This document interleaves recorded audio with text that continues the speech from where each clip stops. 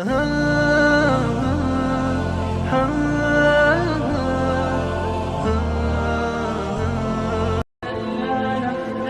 for watching. Don't forget to like, comment, share and subscribe. الحمد لله وحده الذي نصر عبده.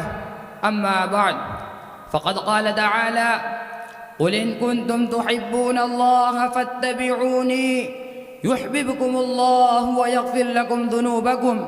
صدق الله العظیم. مکرمی صدر، مہمانان علی قدر اور سامعین ذی اثر، آج میری تقریر کا عنوان ہے سنت نبوی صلی اللہ علیہ وسلم کی اہمیت و افادیت. حاضرین بزم، اللہ تبارک و تعالیٰ نے انبیاء کے امام، نبی ذی احترام، حضور خیر الانام سیدنا محمد رسول اللہ صلی اللہ علیہ وسلم کو تمام قیامت تک آنے والی انسانیت کے لئے آئیڈیل اور نمونہ بنا دیا ہے. ان کے طریقے پر فوز و فلاح کا دار و مدار رکھا ہے، ان کے اسوے کو اپنانے کی تاکید کی ہے اور انہی کے بتائے ہوئے طریقوں پر چلنے کو لازم قرار دیا ہے اور ان کی سنتوں کے دامن کو مضبوطی سے تامنے کا حکم دیا ہے. آخر کیوں؟ تو سنو، اس لئے کہ یہی راہ نشان ہے، یہی مطلوب مقصود ایمان ہے، یہی حق و باطل کے درمیان فرقان ہے، اسی میں فلاح انس و جان ہے، اسی پر چلنے والا کامیاب و کامران ہے، یہی عشق خدا اور رسول کا حقیقی میزان ہے، یہی قرینہ رضا رحمان ہے، جیسا کہ میرے اللہ کا فرمان ہے: قُلْ إِن كُنتُمْ تُحِبُّونَ اللَّهَ فَاتَّبِعُونِي يُحْبِبْكُمُ اللَّهُ وَيَغْفِرْ لَكُمْ ذُنُوبَكُمْ. اور یہ بھی سن لو، جو میرے آقا کی سنتوں سے انجان ہے وہ دنیا میں بھی بڑا پریشان ہے، وہ اپنی زندگی کے ہر مرحلے میں حیران ہے. جو میرے آقا کی سنتوں کا منکر ہے اس کے لئے نیران ہے، اس لئے کہ میرے آقا کا واضح بیان ہے: فَمَنْ رَغِبَ عَنْ سُنَّتِي فَلَيْسَ مِنِّي. جو ہماری سنتوں سے بے دھیان ہے اس کے لئے نہیں کوئی ہمارا عہد و پیمان ہے. جی ہاں، دو جہاں کے سردار، مدینہ کے تاجدار، کائنات کے دلدار، آقا انعامدار، نبی محترم، شفیع الامم، رسول اکرم صلی اللہ علیہ وسلم کی سنتوں کا اتباع ہی ہمارا مقصد حیات و ممات ہے.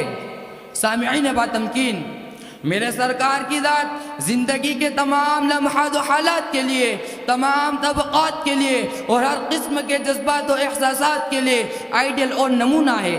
میرے سرکار کی سنتیں زندگی کا حسین قرینہ ہے، ترقی کا زینہ ہے، محبتوں کا دفینہ ہے.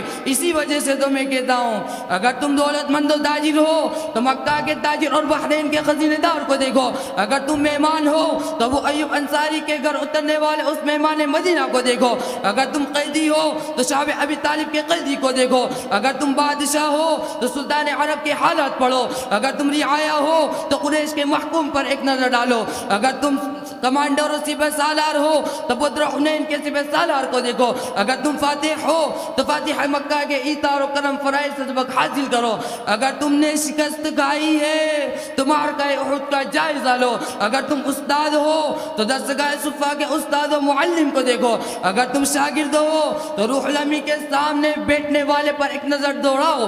اگر تم واعظ و مقرر اور ناصح ہو تو مسجد نبی کے ممبر پر کھڑے ہونے والے اس خطیب کی صدائے دل نواز سے سبق حاصل کرو. اگر تم داعی اور حق منادی ہو تو مکہ و مدینہ کے اس داعی اعظم کے کردار پر ایک نظر ڈالو. اگر تم ریل اسٹیٹ کے کاروبار کو منظم کرنا چاہتے ہو تو بنی نذیر اور فدق کے زمینوں کے مالک کے کاروبار اور ان کے نظم و نسق سے خود کو آراستہ کرو. اگر تم یتیم ہو تو عبداللہ و آمنہ کے لخت جگر کو دیکھو. اگر تم بچے ہو تو حلیمہ سعدیہ کے اس لاڈلے کو دیکھو. اگر تم جوان ہو تو مکہ میں بکرے چلانے والے اس عظیم انسان کی سیرت پڑھو. اگر تم سفری کاروبار میں ہو تو بصرہ کے سالار کارواں کی مثالیں پڑھو. اگر تم پنچایت کے قاضی اور عدالت کے جج ہو تو کعبے کے اس قاضی اور فیصلہ نواز کو دیکھو کہ جس کے ایک فیصلے نے طویل جنگ کو ختم کر دیا. اگر تم منصف ہو تو اس منصف اعظم کو دیکھو کہ جس کی نگاہ میں شاہ و گدا سب برابر تھے. اگر تم اولاد والے ہو تو فاطمہ کے والد اور حسنین کے نانا کو دیکھو. اگر تم شوہر ہو تو عائشہ و خدیجہ کے شوہر علی وقار کو دیکھو. اسی وجہ سے میں مختصر اور صاف الفاظ میں کہنا چاہتا ہوں کہ میں یہ نہیں کہتا کہ تم ایسا کرو ویسا کرو. میں یہ نہیں کہتا کہ تم ایسا کرو ویسا کرو، ان کی سیرت آئینہ ہے، بس آئینہ دیکھا کرو۔ یہی وجہ ہے کہ حضرات صحابہ کرام رضی اللہ تعالی عنہم نے سب کچھ برداشت کر لیا، مگر آقا کی سنتوں سے ایک لمحہ بھی انحراف کرنا پسند نہیں کیا۔ چنانچہ حضرت حذیفہ بن الیمان رضی اللہ تعالی عنہ جب امراء فارس کے ساتھ دستر پر بیٹھے تھے تو لقمہ گرتے ہی فوراً اٹھا کر کھا لیا۔ لوگوں نے کہا کہ امراء فارس اس کو اچھا نہیں سمجھتے، تو صاف کہہ دیا اترک سنت حبیبی لہؤلاء الحمقاء۔ بھائیوں یاد رکھو، ہم لاچار نہیں ہیں، ہم مجبور نہیں ہیں، ہم لاوارث نہیں ہیں۔ ہمارے لیے ہمارے آقا نے زندگی کے آغاز سے موت تک، کھانے سے لے کر ضرورت کی پورا کرنے تک ہر مرحلے میں رہنمائی فرمائی ہے۔ اسی لیے سنتوں کو دیکھتے جاؤ اور اس پر عمل کرتے جاؤ، اور چھوڑ دو دنیا کی دھتکاری ہوئی تہذیب کو، اور مغرب کے لعنت برسانے والے تمدن کو، اور انگریزوں کی نقالی کو، اور فلم ایکٹر اور کرکٹ پلیئروں کے چال چلن کو۔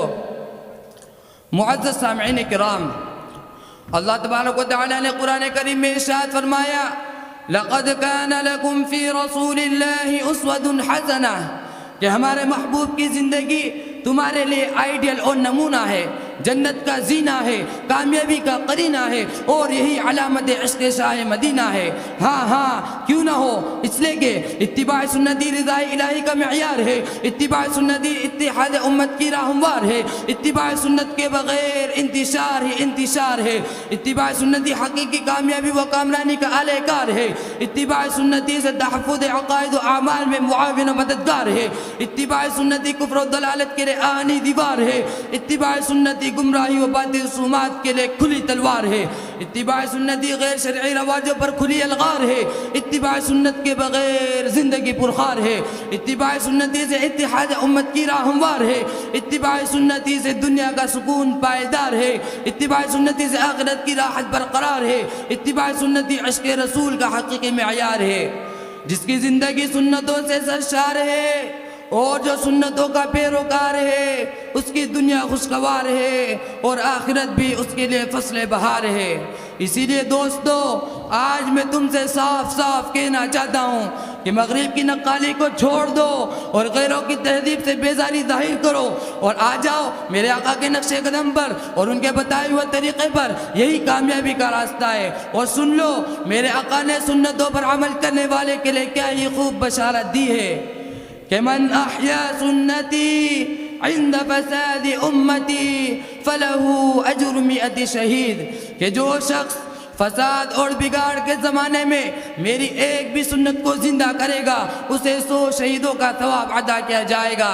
تو بھائیوں، شہادت کا ثواب تمہارا منتظر ہے۔ اسی لیے آخر میں بس اتنا کہنا چاہتا ہوں کہ سارے دروں کو چھوڑ کے ایک در پہ پڑھ کے دیکھ، سارے دروں کو چھوڑ کے ایک در پہ پڑھ کے دیکھ، پانی ضرور نکلے گا، ایڑی رگڑ کے دیکھ۔ کوئی بو لہب نہ مٹا پائے گا تجھے، کوئی بو لہب نہ مٹا پائے گا تجھے، پاگل میرے رسول کا دامن پکڑ کے دیکھ۔ وآخر دعوانا ان الحمد للہ رب العالمین۔